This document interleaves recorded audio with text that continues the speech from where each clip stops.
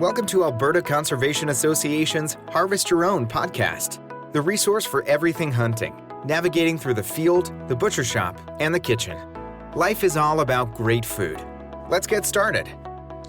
Welcome to the podcast. I'm your host, Brad Fenson, an avid outdoor enthusiast who has worked as a freelance journalist, photographer, and public speaker for over 3 decades. I have hunted, fished, and foraged all my life and hope to share my passion for the outdoors. Along the way, I want to encourage everyone to harvest wild proteins and enjoy the satisfaction of providing the next meal for your family.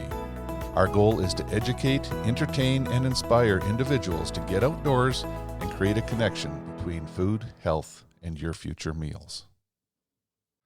Welcome to Harvest Your Own. Today we have a born and bred Alberta boy who is very interested in wildlife and conservation and now works for the Alberta Conservation Association.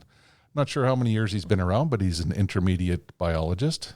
Dayce Rhodes, welcome. Yes. Welcome to the podcast. Thank you for having me. I'm my pleasure to be here. I've been with Alberta Conservation for close to 5 years now. Started out as a seasonal position and then got on full time. And now I get to do a great variety of work on several different projects. So that's what really keeps it interesting, I guess. And yeah, you're still at the intermediate biologist, which is actually, I think, the better place to be because you get to spend more time in the field, which is why almost everyone gets into biology. Yeah, I think that you're definitely right. That is why you get into it for sure. For me, like getting into it, I didn't know exactly where I would go with it or what I might get to work on exactly. But what I've found so far is if you're just willing to work on different projects, try it out and see what sparks your interest and what you're willing to do. It'll, open more opportunities, I guess, more doors. Yeah. It's easy to learn too. It's if you're interested in it, it's pretty easy to learn and take on. So yeah, I've never, in my mind, I guess, had too much issue with that. It's very interesting. So you're always more willing to do the work, I guess. Right. And, you get to work on lots of projects we've discussed on Harvest Your Own, the Tabor Pheasant Festival, out releasing birds and making sure that 800 hunters in 1 week get lots of excitement and fun and heart-beating flushes and all that kind of stuff. But trapping turkeys, enhancing our turkey population and dealing with falling populations. And, we had Doug Manzer on talking about that. But you're the guy in the field that gets to put hands on the birds. Yeah. So I guess first time kind of doing more bird handling and stuff was definitely at Tabor Pheasant Festival. And then, now since we've dove into the turkey world, the first year of the project, I got to help out a lot with releases here in Alberta on the Alberta side of things. And now I've gotten to go out and experience trapping birds in BC. Wow. So this coming year will be my second year going out there as a trap lead. Yeah. And kind of leading operations out there as it goes. And so it can be a little stressful, but it all comes together at the end of the day. How's your French? Because I know they're looking to Quebec for birds too. Yeah, I hear that is, I believe, is happening. My French isn't good, so maybe that's why I didn't get picked to go. But I definitely would be open to it, though. Like I said, if you're open to do stuff. So yeah, I'm not going to be going out there this year, but I know some of the other coworkers for sure are, and our one main biologist that kind of leads the things there with turkeys. He'll be going out there, so that's maybe why I'm going to have a little bit more to do with stuff in BC. Right. So. Yeah, we're gearing up for that here, starting quick. So, it's a fast-paced world, I guess. Even now in the winter, we have these projects to work on in the winter. Right. Safe to say you grew up outside. Yes. Yeah. So you were born and raised and lived, whatever, on a ranch. Yes. And west of Claresholm. Yep, west of Claresholm. Beautiful foothills. In my mind, and I'm sure a lot of people maybe look at it as that. It's ranching country through and through. Very fortunate to grow up out there. And yeah, anytime you're doing anything, it's usually outside. My mom, she get tired of my older brother. I have an older brother, Dylan. Him and I, you spent, I don't even know, but 90% of your time exactly playing outside or helping my dad out on the ranch. And so, yeah, I've always knew I would probably want to be working outside. Now in the biology world, I do end up having to do some paperwork and desk job stuff, reporting, but that's part of it. Yeah, that happens anywhere, whether you went into the cattle field and stayed with the ranching and dealing with livestock or going into biology. The paperwork's going to follow you no matter what you do these days. Yeah, that's right. So, happy to be out. Yeah, so you actually, on a working ranch, and you probably learned how to punch cows and do all that kind of stuff over the years too. Yeah, no, for sure. I like to help out as much as I can on a ranch. If some people maybe aren't familiar, you do a little bit of everything. You have to. Right, you have to do a little bit of everything. And that's the same on a farm or, any place like that. Even just here in Alberta, right? Like, seems like there's more people that know how to do a little bit of everything. And I take pride in that. I'm definitely not, a master in anything specific. But yeah, I can do a little bit of everything for sure. Yeah. My older brother, he's definitely, he's at the ranch full time and knows a lot more about stuff at the ranch than I do maybe, or, he's a little more handy that way. But I'm always been happy to help out and do as much as I can. You probably beat him on the wildlife stuff though. Well, it's funny you say that. Maybe. I think I maybe put over the last few years, I've maybe put a lot of time into specific hunts, but my brother also is the type of guy that'll help a lot of other guys out. He helps out with an outfitter a little bit, doing some mule deer hunts. And then he actually had his mule deer special license this year. Oh, wow. And harvested a really, really nice deer this year. So, yeah, we hear lots about mule deer management in Alberta, but there's still some wonderful big, mature bucks around that would get anyone's heart beating. I went through your Instagram page and saw some of the deer you've harvested, and it's like, ooh, if I'm going to southern Alberta, maybe I should call Dayce and just we could go out and spend some time spotting and looking at some critters. Yeah, no, for sure. It I think it all depends on. Like right now, at least from I've seen, it kind of depends on where you are in the province, right? As far as how numbers look and what the populations and deer look like. I mean, mule deer specifically. Just to my knowledge, or what I can say is that this year, things out west, where I spend a lot of my time for mule deer, looked really promising. It looked like a really good year. We've seen a lot of bucks and a lot of deer. Maybe out east, where I do a lot of other work through ACA, you're not seeing quite as many mule deer. Not as many as we used to. But not as many as you used to, right? So, and I haven't spent nearly as much time out there, right? So I don't know what maybe the norm is. Well, there's ebbs and flows, and there's not a big mule deer behind every tree. Like, those are a critter. If a mule buck matures and gets old enough, he becomes very sly. He's as sly as any other creature in the woods. Yeah. And they're underestimated for their ability to outsmart hunters.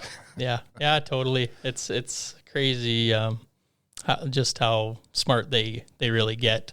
And a lot of people I don't think would fully understand it until you have experienced it and put that time in. So I had my draw in 2021, and I hunted out in a zone a little where I had actually never hunted before, but I knew it was known to be a zone that had larger, mature mule deer, right? Yep. So I was out there, putting in the time, scouting. I was a little late to the game. I should have probably been out earlier than I was, but we ended up actually finding a deer that would get anyone's heart racing. It was well over 200-inch mule deer. Right. Which is, Alberta's famous for that, but they're not everywhere. Yeah, and I think that was actually probably the first one I had ever seen. Right. That we figured was in that caliber. Wow. And I hunted hunted that deer with my bow as much as I could over the course of all of September and all of October, which maybe speaks to me not being the most experienced bow hunter. I never did get a shot at him. And then I later did find out that he got harvested come the rifle season. So the deer I did end up taking was in, I believe it was actually on Remembrance Day of that year, with my rifle. And I had never seen the deer before. Wow. Turned up probably with the rut, got moving, was in a little bit different area. I hadn't checked out in that zone, but not very far from where I'd been spending all my time because I was hunting that other larger deer.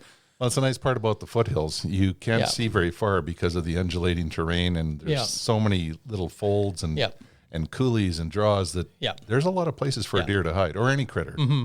Yeah, and that's exactly what this scenario was it was a lot of coulees. Right. It was either flatland or they were off in coulees. And so anytime I did have a few opportunities at that one deer, it was in the coulees, but didn't make it happen. But I got a fantastic deer and I couldn't be happier with him. And then I later found out that a local guy from that area had seen that deer earlier in the summer in the season. And that was the largest deer he had seen. Yeah. And it actually kept tabs on him. And then, we ran into each other, got, talking about stuff. He's like, hey man, like here, I got a picture of him in full velvet. And wow. And it was just really cool to connect with him on that. And he was, really happy that I had gotten the deer. And so it was cool. It really brings people together too, right? Yeah. Sharing stories and stuff like that. So where does the hunting background come from? Mom, dad, grandparents? Where does it all start? Yeah. I guess it definitely would have to be on my dad's side of the family more so. Mom's side was east of Claresholm, grain farmers. They didn't traditionally hunt at all, really. But my grandfather started our ranch west of Claresholm, and I don't know when he actually started hunting. I think he probably started hunting early in his life, to supply and meat for his family. It's funny, and probably he grew up with that as well. Right. Ranchers are often, people think, well, you raise beef, but that's your paycheck. So if you can put an elk or a moose or some deer in the freezer, it actually offsets things, especially not so much in modern times, but back when they're trying to establish a ranch, it was probably quite important. Yeah, I think you're totally right there. And even to this day, I think you're right on the money there. It's that your beef, that animal is what you're raising to provide for you as your income and your living. And even still to, go and butcher or process that animal, there's still a cost to it. Right. And there's still a cost to harvesting a wild animal, but depending on how you go about it, it could be substantially less.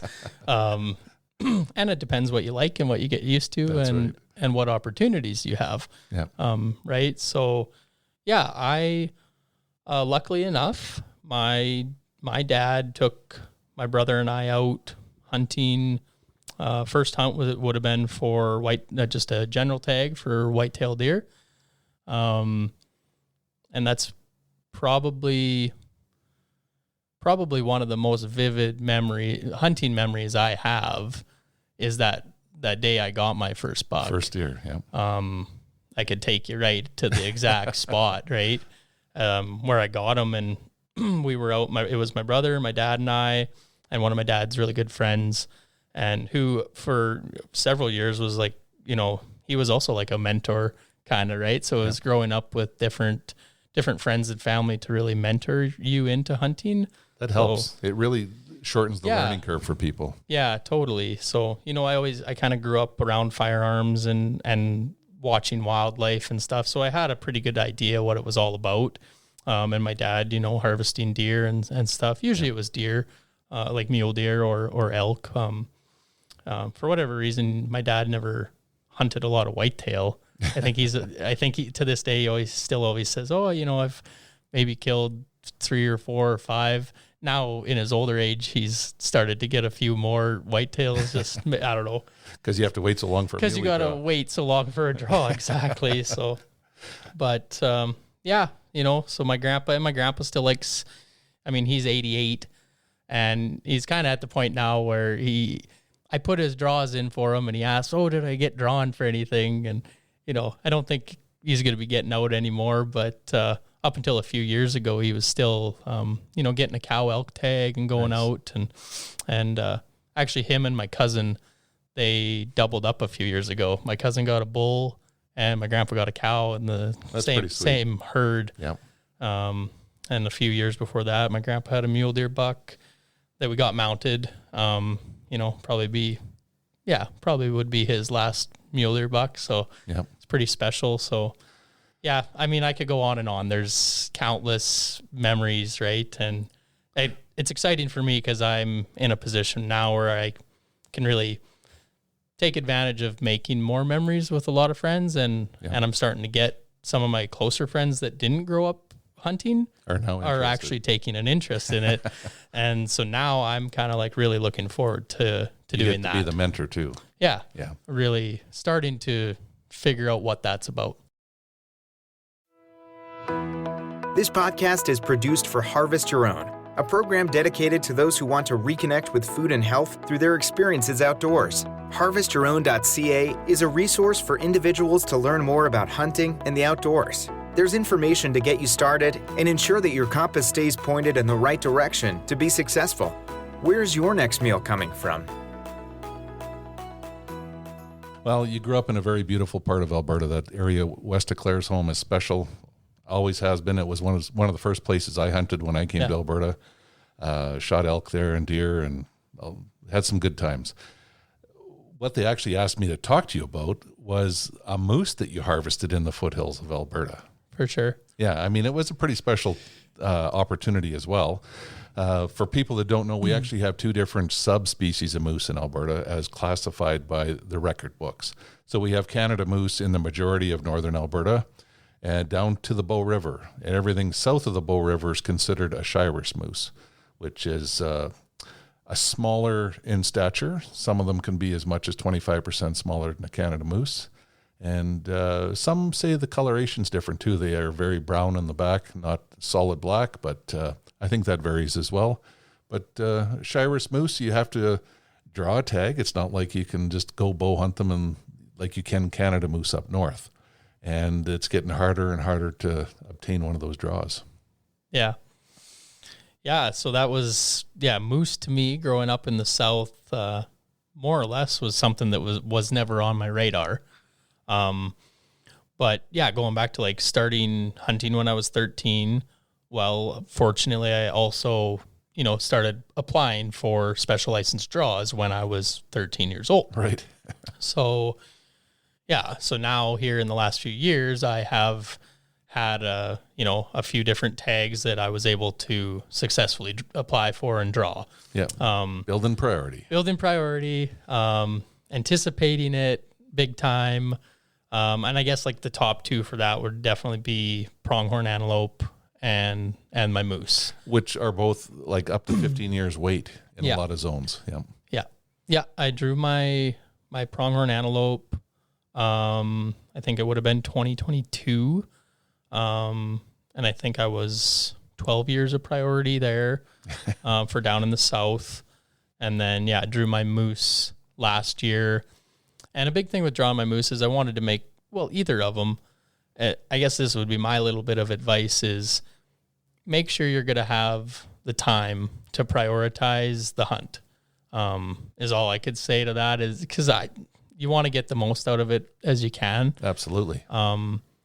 And so it's really been fun. The last couple of years, we've kind of been strategically, seeing when my dad might take his draw.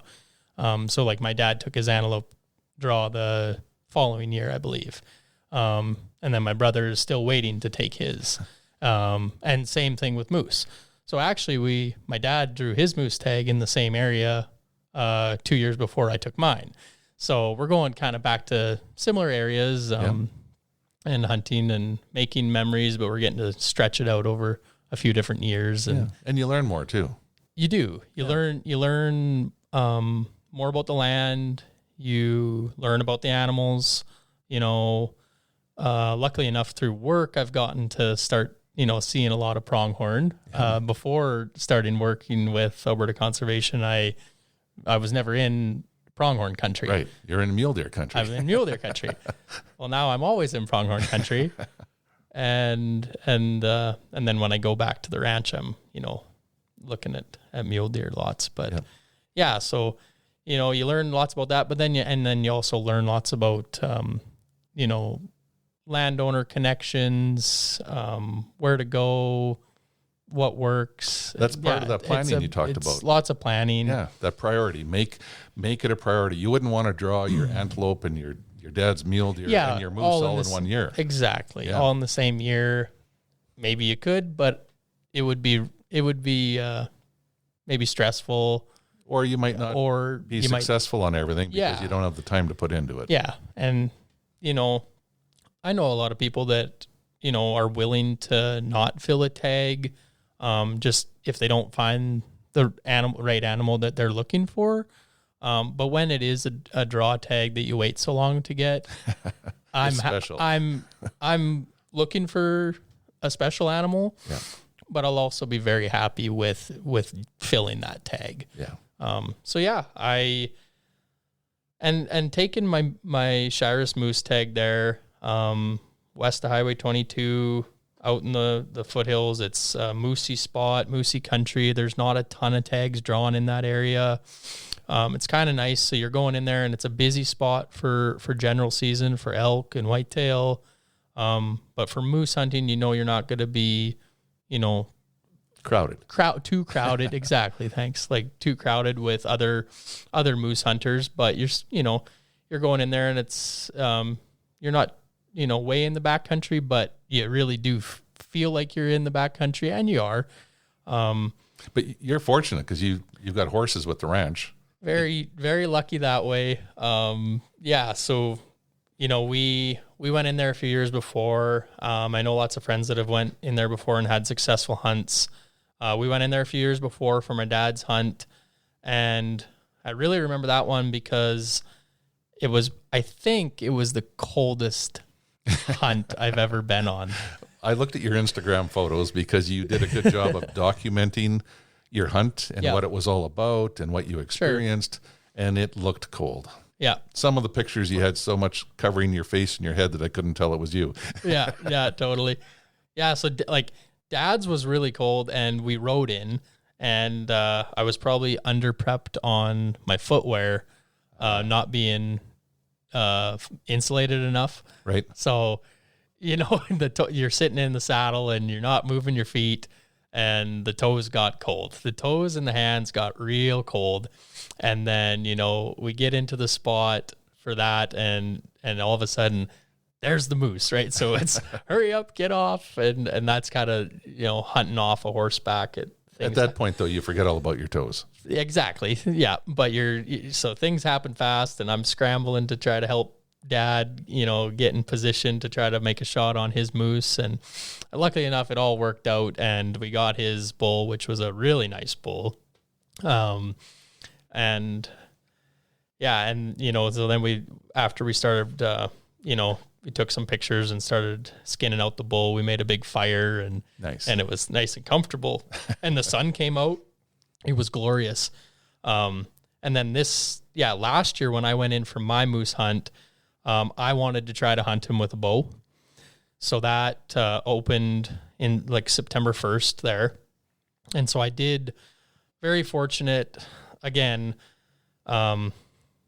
wouldn't be able to do it without a lot of help from good friends who not only are willing to help me out or help my family out anytime, no matter what it is, whether it's work on the ranch or hunting. They're also very knowledgeable and have experience, more so than I do. Right. From hunting all different species, and doing like backcountry hunting and using pack horses, and that changes the game. It changes the game a lot. And I probably have some of the best connections that a guy could ask for. So, we, my one really good friend, Blade, he's a neighbor of ours. He was very eager and wanted to get me out there in bow season. And so if it wasn't for him, I wouldn't have probably got out there. Like maybe I would have got out there for a few day hunts or day hikes. Right. But he had all the gear, right? And he's more than willing to pack all the gear. And the motivation. And I don't know where he pulls all the motivation from, but he could out hike me any day, and with a pack that weighs twice as heavy as mine. We all know somebody like that. Exactly. The best compliment I ever got from a friend in the mountains is we were talking to a group of hunters, and he said, Brad isn't the quickest guy on the mountain, but he always gets there. I took that as a real compliment. Yep. So yeah. Well, I like to think of myself as kind of the same way, I guess. I will get there. Right. Yeah. So, I do what I can to stay in shape. And honestly, that's actually a really big motivation for me, especially like early season archery elk hunting. I like to get in shape or stay in shape or get in shape by just hiking the hills. And if you don't, you're not going to get an elk. Yeah. No. You got to be running with them. Yeah. People don't understand that, but when you're hunting a rutting elk and they're screaming and herding cows and there's satellite bulls, it's not something where you set up in a tree stand. You might be able to do that in some spots, but most of the time it's go steady. Yeah.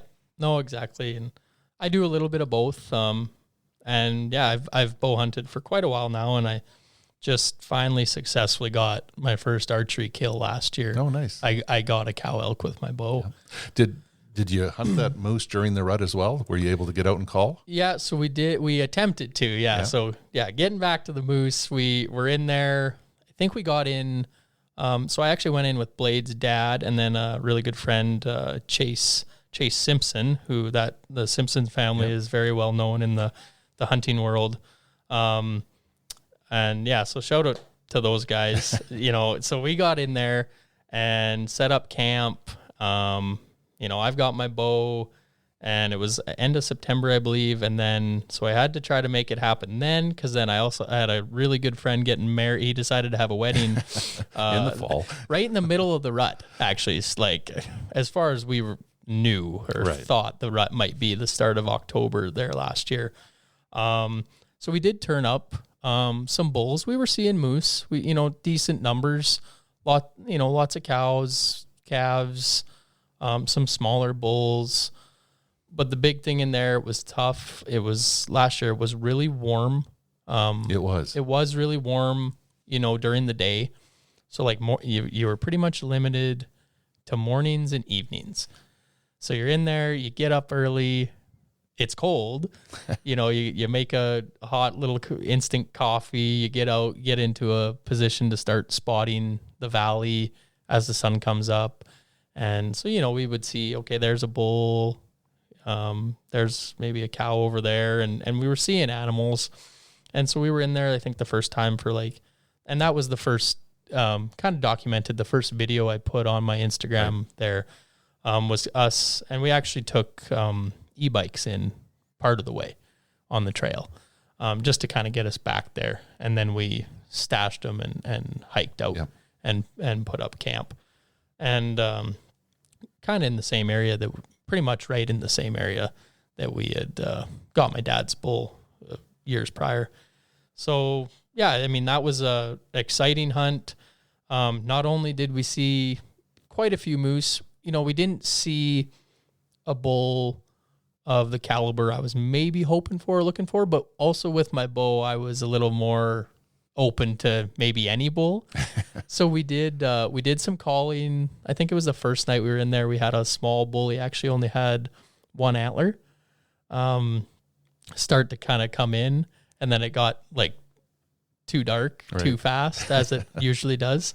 And whether or not I would have taken a shot at him, I'm not sure, but it was a lot of fun. That's the first time that I had ever witnessed being there to a bull responding and then kind of being interested in coming in. So in my mind, I was, living the dream of bow hunting moose. That's successful right there. So that was pretty cool. But yeah, overall though, we didn't have a lot of luck with calling. And like I said, maybe it was because it was too hot. I'm not sure. And then, as soon as it kind of got, light enough and warm enough, those moose are disappearing into the thick timber. Had to cool down somewhere. Yeah. And so like, unless you know where one goes for sure, and then want to try to slow hunt it in the timber, which we did try a few times unsuccessfully. They don't miss much either. Yeah, exactly. So, that was kind of the first trip. Really enjoyable. We did see quite a few grizzly bears. Oh, wow. We didn't have any issues. It was all good. There was a few moments where we actually found one moose kill, that had obviously been, killed and buried over and was most likely from a grizzly. We had seen a bear go right into that area after we had already been in there. So you're in an area where like, it would make the hair on your neck stand up a little bit, and we were being pretty cautious and aware. So, but it was also, to be honest, it was pretty cool to see that. We've seen a sow with 3 cubs and 2 other individual bears on that trip. And that was the first time I'd seen that much activity, and, but it was cool to see it. You really felt like you were in the wild. So, yeah. So that was the rut, and then you had a wedding. Did you get back out bow hunting, or did you wait to rifle season?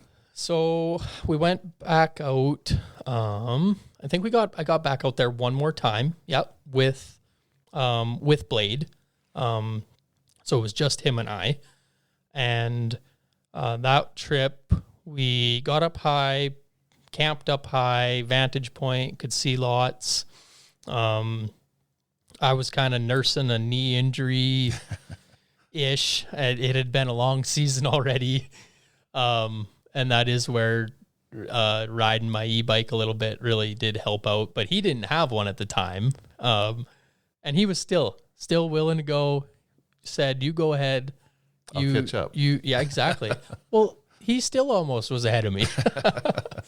The guy can just go. So, and he actually just got married this past weekend. Oh, wow. Yeah, so it was a pretty good time for sure. So after my friend's wedding in Saskatoon, I got back. I gave him heck a little bit. Well, but it was well worth it. We had a lot of fun out there. Beautiful wedding, fall wedding. Got back, got out with my buddy there for that second trip. Same deal. Seen some moose. Knew we were in the right spot. We actually, that time we went a little further south, just to check out some new area, right? Like see what you might turn up, because you don't know where they might be hanging out. And I think in that area, like it can just differ year to year, maybe. I know it's in an area where there's cattle grazing in that area, later into the fall. And I've heard people say that it can maybe make a difference if there's, a lot of cattle in a field. The moose maybe don't want to hang out in there. Right. Whether that's true or not, I don't know for sure.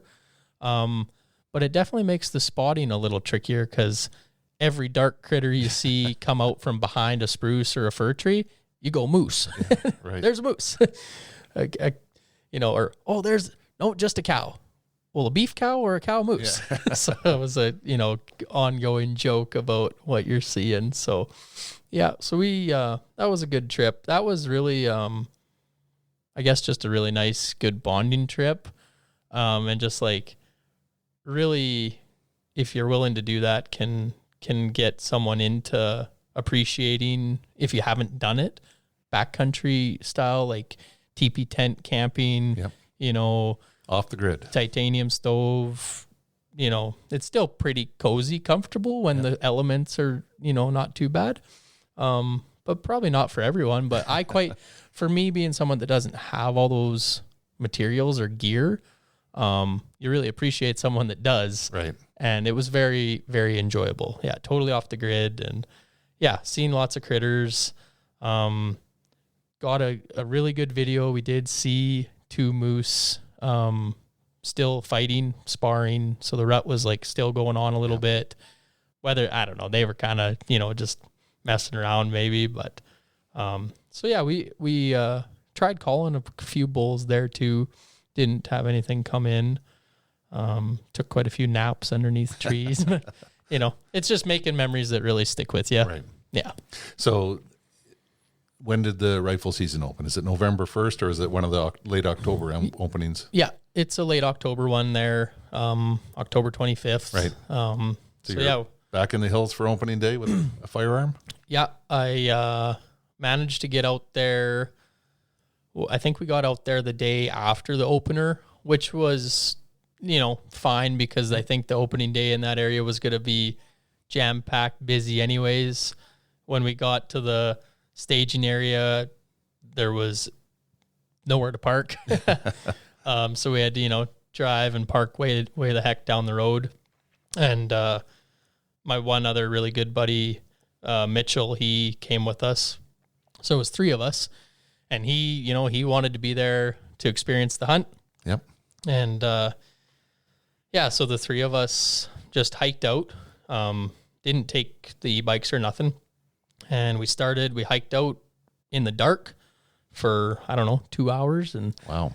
And just hit the trail. And then by daylight, we were kind of right where we wanted to be, that we, would be hunting, right? Could bump into moose. And so that was the first day. And we started back down in that southern area where Blade and I had been, a couple weekends prior to. And yeah, felt good about it. Just thought, you're, we always say, like, between my brother and my friends, it's like, you're not going to kill one from the couch. And I'm sure we've all heard that, right? Yeah. So yeah, you gotta, even when you're tired and maybe don't feel like getting out there, or it's too cold, or, there's some ailment. You kind of got to live by that a little bit. Oh yeah. Yeah, they can stretch 9-10 days or more, and you still, got to get up and keep going. Yeah, exactly. So you got to push through, and you got to get out there to make, you got to be out there to get lucky and make opportunities happen, right? So motivation. Yeah, totally. So, and it goes back to, like, talking about that special license draw and making the most of your time. I know, like, this time of year, it goes by so quick for me, especially for, like, us as outdoorsmen. It's all we live and think about all year. Yes. Right? It's, you live and breathe it, and it's just the anticipation of the season coming, and then boom, before you know, it's gone. So yeah, we got out early that day, and things started out really slow. We seen a few moose, nothing, really no bulls. And so it was pretty slow, but we just kept hiking, and finally we got to a point that we had been up before earlier in the season on that first trip, and we thought we'd pitch camp, pitch the tent, and take a break for a while, and then get up high and do some glassing. And we're setting up the tent, and this is, like, I'm not kidding. We're literally setting up the tent, and I forget exactly if it was Mitchell or Blade and how it went, but we're pitching up the tent, and one of them goes, like, Dayce, like, stop, like, there's a moose here. There's a moose here. I'm like, what? Like, where? Like right here. Like, right here. I kid you not. We decided to set up our tent down in the poplar aspen grove in a clearing, and sure enough, there was a cow and a bull bedded together right there, 150 yards from where we had stopped to start pitching our tent. And so I got ready, got in position, tried to get in a shooting position, didn't know how big the bull was, so we're waiting it out, and they weren't in a hurry to go anywhere. If anything, they actually took too long to move because I couldn't see. I could just make out antler. And anyway, it didn't. We waited quite a while, and finally he did. The cow, as in most cases, the cow or the doe, whatever, ends up spooking.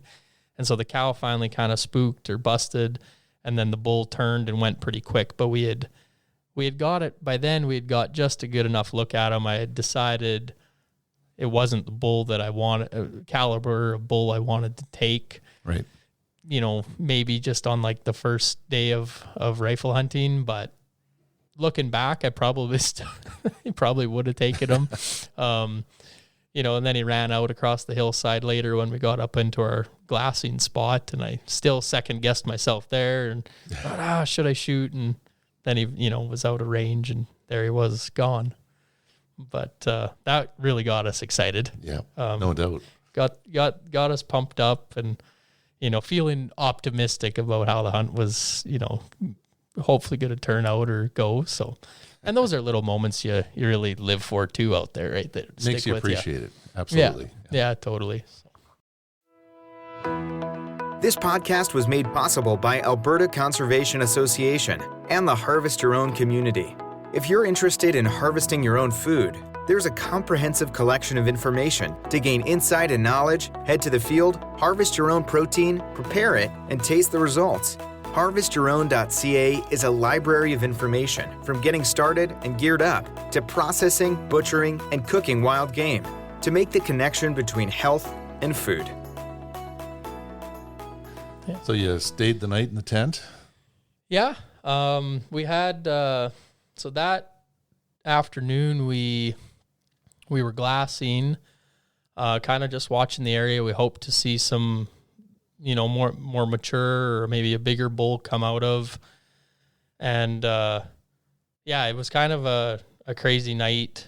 You know, we were glassing, and, we actually ended up having this situation where, there were some other hunters in there, and they ended up having, they had a hunter that actually passed away. Oh.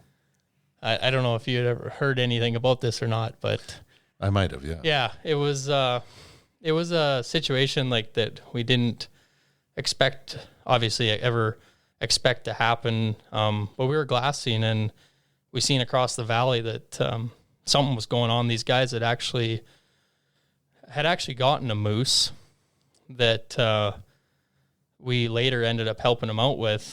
They had got this moose. They had horses, and they were enjoying the day and stuff. And yeah, they the one guy actually ended up having a heart attack and passed away. Yeah. And so we're in the moment. We could see this going on, and we said, my buddy Mitchell seen it, and we said, like, we got to go over there and help these, see if we can help these guys. And, you know, we weren't probably, didn't take more than 20, 30 seconds to decide that. Right. And, you know, we weren't going to leave we could have, but we weren't going to leave our stuff. You know how that goes. You leave your backpack and then you forget where you dropped it or something. So that's kind of a rule of thumb I live by. I try to always keep it with me if I can. And so we quickly, this was kind of late afternoon, and we grabbed all our stuff and we boogied over there. We didn't take much time at all. But at the same time, I did say to him, I'm like, save your breath. It might be needed. Yep. And so, yeah, by the time we got over there, they had a lot of guys there, kind of a big hunting family, and it's a small world. You end up, you know, friends of friends and contacts, you know, you figure out who's who, and it's a small world for sure. But, yeah, actually, you know, they were able to radio to some guys that they were hunting with, because we all had inReaches. And we also said that we're like, well, maybe they don't have there's no service back there unless you get up. No communication unless you get up way high. But they were able to radio to some guys that were able to, like I say, get up and communicate to get, stars actually flew in. Oh, wow. And, it was really windy that night, or that late that afternoon. So it was almost dark when they landed. And so we helped those. We just said to them, we introduced ourselves. We're here to help you guys, whatever we can do. So we helped them move their horses around, gather up stuff that was kind of on site. and just, be there for whatever do whatever you can. Exactly. Support. And so, that was still, I haven't really, I guess, talked about it for quite a while, but, sticks with the guy. Unfortunate circumstances, great people. Yeah. So then we actually ended up helping them load the bull that they had harvested, and lo and behold, it was actually that one-horned, one-antlered bull that I had passed up or had called on that first trip. Right. That was the bull. Interesting. That was, crazy. So that was their bull, and we said, no, we're going to get this bull out of here. So we helped them get that bull, dealt with and loaded, and then we, left them to it, and they had a lot to deal with, obviously. And so we, gathered our stuff and made our way back to camp, and we were pretty shook up, and that's just, from experience in it, I guess, and not even knowing the guys, and so we got in the tent and called it a night, and thought, let's just see what the morning brings and go from there. So we, I guess to kind of keep it short, we woke up in the morning, and we got up from the tent, and we got up on our glassing point, which was just a few hundred yards away from camp, and looking back out towards exactly pretty much where we had been the night before. Right away, spotted, we're seeing moose moving through the trees, kind of in that, it's boggy willow, basket willow, birch, moose bottoms, intermixed with spruce trees, and it's what they love to be in that area anyway, right? So they're moving, and it was a cooler morning, a little bit of frost, and it was a really, really cool situation to be in. So then we seen right away this one moose. My friend, got the spot and scope on, and he's like, Dayce, you're going to want to look at this bull. And so I looked through the spotter, and I wasn't 2-3 seconds. I said, like that bull will do. Yeah. He looked, from what I can remember briefly. And like, that was at a point where, I'm willing to, shoot a good, just mature bull, whatever it may be. And, but on that bull, you could tell for sure he had deep, tall pans, kind of had that older, like his antlers were kind of grayish look.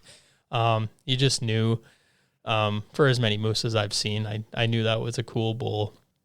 So we were too far at that point. We were still too far to shoot. So we made up our mind quickly to keep moving to try to get in position for a shot. By the time we moved a few more 100 yards closer onto the next knob that kind of looks down over into the bottom, that bull, I had just gotten set up, and that bull got into the timber. So I didn't have any. No shot. The shot was gone. And so we're kind of, okay, waited out. We knew there was still a cow and like a yearling calf there. And they were kind of moving in and amongst the trees. And there's so much that gets obscured, right, that you can't see. So you just got to, we just waited. And it wasn't very long. And my buddy goes, Dayce, like, there's another bull. I'm like, where? And he's like, he's coming out. And so sure enough, boom, same clearing as where the other moose bull went. The second bull came out, and he was a smaller bull, but still not a slouch. I mean, body wise, they're all big. But in that moment, I was ready, and we'd been through a lot. I had good buddies there. As with the moose, though, you're there, but a lot of the work starts after. And to be honest, I was shooting my friend's gun, and we were at just over 700 yards. Oh wow! Which I've never shot in that far before in my life. But he does a lot of it. And I had shot his gun before we had went on the hunt out to like 550 yards. And he said he was good with that gun to 800. And so we dialed it, and he said, there, you're good there. And there was one opportunity that, like, you watch, whether it's deer or elk, moose, the more time you spend around them, you get to sometimes know if and when they're going to stop for a shot. And sure enough, I figured if he was going to stop, there was one spot he was going to, and I was on him. I felt okay. And then he stopped and I got on him, and I went, my buddy said, there's your shot. And I, squeezed the trigger and he dropped. Wow. And then there was a lot of emotions. I bet it's been a lot. There was a lot of excitement. There was a lot of noise. Then a lot of emotions after that. Yeah, no doubt. Yeah. Pretty special trip overall, and speaks volumes to hunters too. I've always said, if you run into problems in the woods, look for a hunter. They're the ones that are going to help you. Yeah. And so it's interesting what you dealt with overall, but you're what we hope everyone would be and would do in a situation you encountered. Yeah. So, well, thank you. Maybe that's why you're successful. Saying too. that. Yeah. I remember getting back. Well, I think it was later on when we were kind of processing the bull there. Those guys just said, well, maybe good things come to good people. Right. Well, maybe that is true. I don't know. How true? Yeah. So. Well, good for you. And it was, it was only a few hundred yards away from where things had transpired the night before, and actually only a few hundred yards away from where my dad harvested his bull. Wow. A few years before that. So there's a lot of history there. Yeah. And I don't know if I'll be out there this year or not, but I know we'll for sure be back in that area sometime. Nice. Sure, yeah. Any other big hunting aspirations? If you're hanging out with the Simpsons, you might be looking for bigger round headgear. Yeah, exactly. Well, and it's a pretty cool what that family has done, and like you mentioned, especially in like the sheep hunting world. Oh yeah. I myself haven't dove into sheep hunting yet, but one day I think we'll get there. There's a learning curve and a whole set of new gear that. Totally, I know. And once again, there I would probably end up relying on friends and the really good friends for that kind of stuff. But such a huge hand to those guys for helping me out. And then when we got that bull, immediately it's like, okay, well now we have a moose down. Now what do we do? So myself and my two friends, we got him all cleaned up and quartered out and ready. And first thing I did was hike to the top of the hill and call my parents. Yeah. And it was emotional, but they were happy. I think Mom was happy to hear my voice. Dad was excited we got a bull. They didn't know anything that had actually happened other than that. And so so funny enough, Simpson and my brother, they were on a mule deer hunt that same day. His daughter had gotten a mule deer that morning. Yeah. And so they were dealing with that. Meanwhile, I'm in reaching them, I guess I had talked to Dad and I said, like, can you guys come help us pack a moose out? Yeah, no kidding. Which they had offered, to be on standby.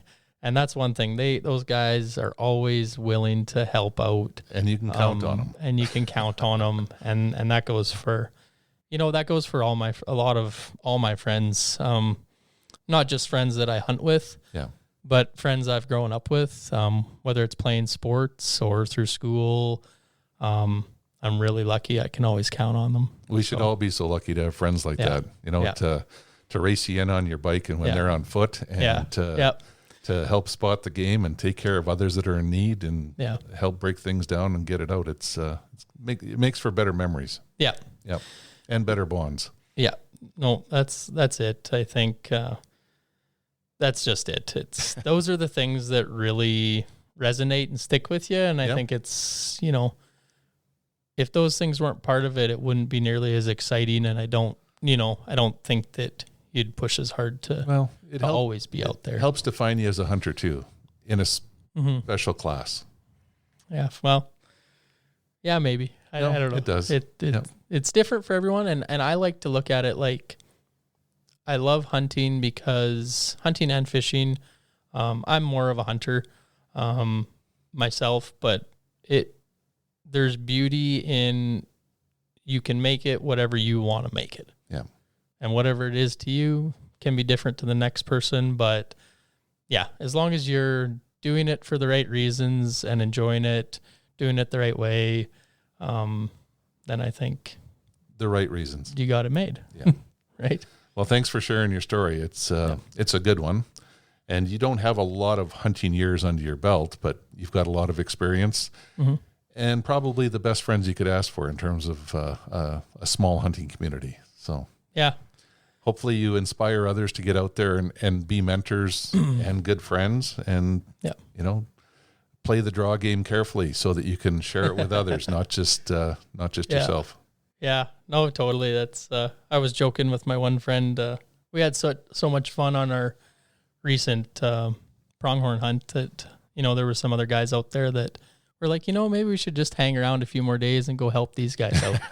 Just because, you get so much out of it. And those opportunities are far and few between sometimes. Yeah. So, there's a lot of joy to have just being along on a hunt. So if you're someone that, wants to experience it, if you can make connections to get out with people, even if you're not necessarily that close with them to start with, you will be by the end of a hunt. Yeah. There's more to hunting than just pulling the trigger. Oh, totally. Absolutely. That's just part of it.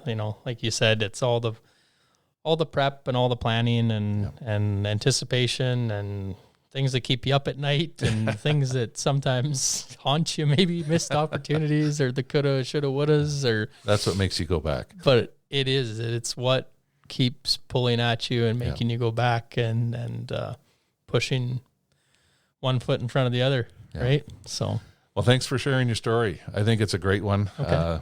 It's important to share those kinds of messages, and I'd say you're very fortunate to have a very unique set of friends. So. And family. Yeah, I owe a lot to a lot of people, and I hope that I can just continue, I guess, throughout my years of hunting to give back to them and others.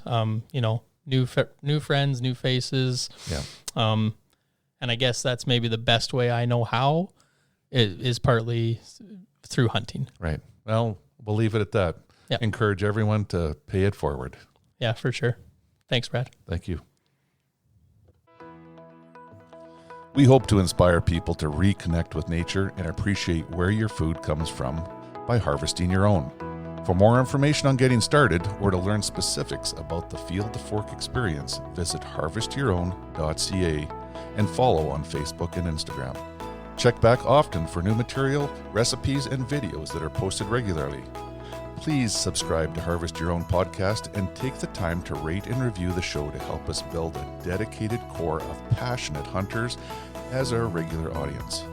Until next time, embrace the outdoors and all it has to offer.